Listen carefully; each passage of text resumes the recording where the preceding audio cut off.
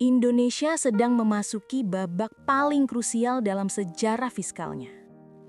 Anggaran negara terus membesar, tekanan global tidak mereda, dan rupiah masih dihantui volatilitas yang sulit diprediksi.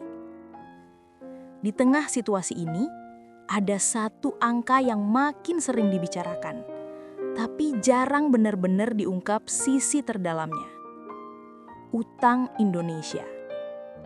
Pemerintah rutin menyampaikan bahwa posisi utang aman, bahwa rasio terhadap PDB masih terkendali, bahwa semuanya sesuai standar internasional.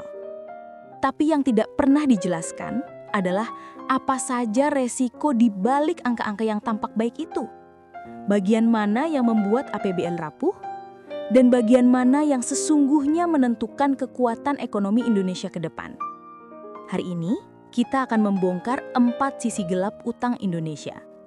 Data nyata, bukan opini, angka resmi, bukan asumsi. Dan semua berdasarkan laporan Kementerian Keuangan, BPK, IMF, dan Bank Dunia. Inilah fakta yang jarang dibahas pemerintah, tetapi wajib diketahui publik. Di atas kertas, total utang pemerintah Indonesia berada di level kurang lebih 9.138,05 triliun rupiah per akhir Juni 2025. Angka ini sering disebut aman, tapi komposisinya hampir tidak pernah dijelaskan. Dari total utang tersebut, sekitar 80% berdenominasi rupiah, terdiri dari SBN domestik, dan sekitar 20% berdenominasi falas, terutama dolar AS, euro, dan yen Jepang. Terdiri dari SBN falas dan pinjaman luar negeri. Disinilah masalahnya. Persentase utang falas sekitar 20% mungkin terlihat kecil, tetapi nilai nominalnya tetap sangat besar.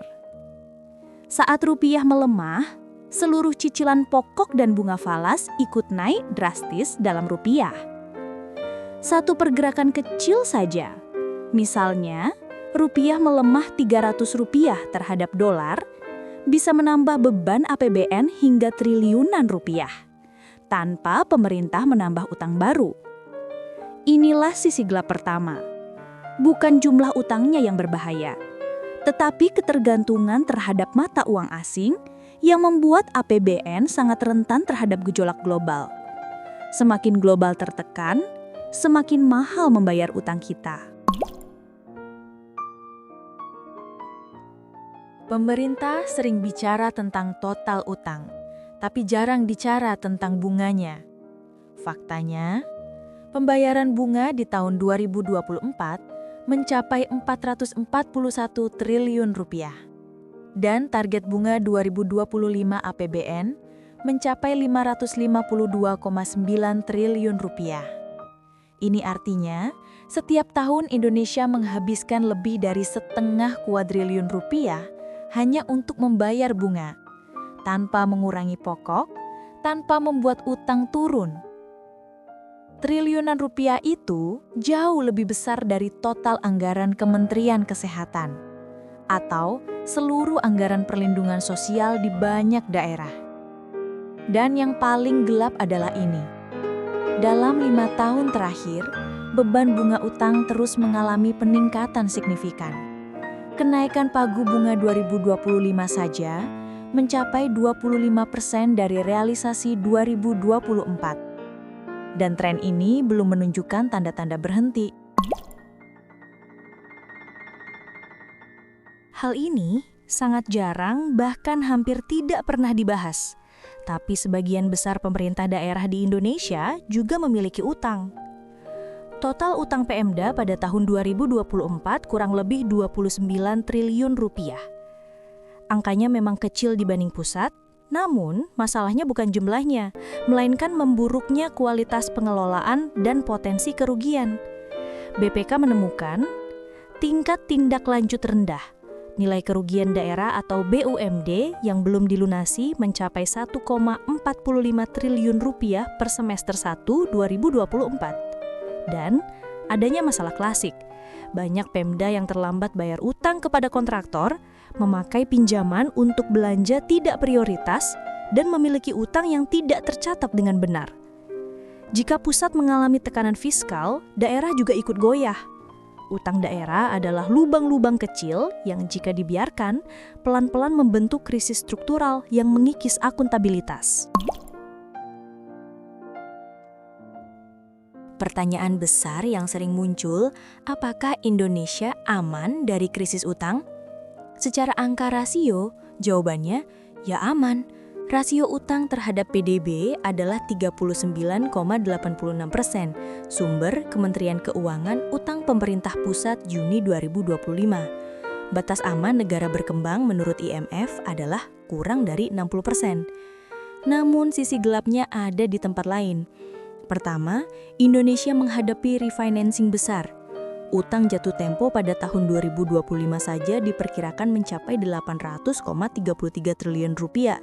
Ini berarti pemerintah harus bayar atau ambil utang baru untuk menutup utang lama.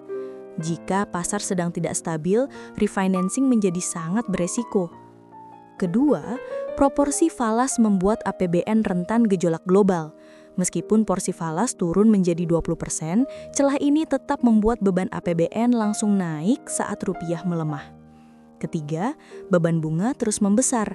Ini seperti treadmill, berlari cepat tetapi tidak pernah maju. Keempat, belum ada tren penurunan utang. Hampir setiap tahun, utang nominal naik, bukan turun. Bahkan setelah pandemi berakhir.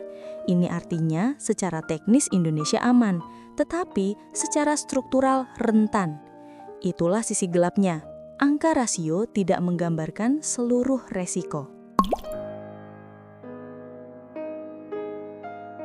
Video ini bukan untuk menakut-nakuti, tapi hanya untuk mengajak kita semua agar memahami kenyataan ekonomi yang sering tidak dijelaskan secara utuh. Utang adalah alat, bisa menjadi kekuatan atau sumber kerentanan yang pelan-pelan membesar. Yang menentukan bukan besarannya saja, tetapi bagaimana ia dikelola di tengah dunia yang makin tidak stabil. Menurut kamu, apakah utang Indonesia masih aman di tahun-tahun mendatang? Atau justru kita sedang menuju tekanan fiskal yang lebih serius? Tulis pendapatmu di kolom komentar. Dan kalau kamu suka pembahasan seperti ini, jangan lupa subscribe channel ini supaya kamu gak ketinggalan analisis berikutnya.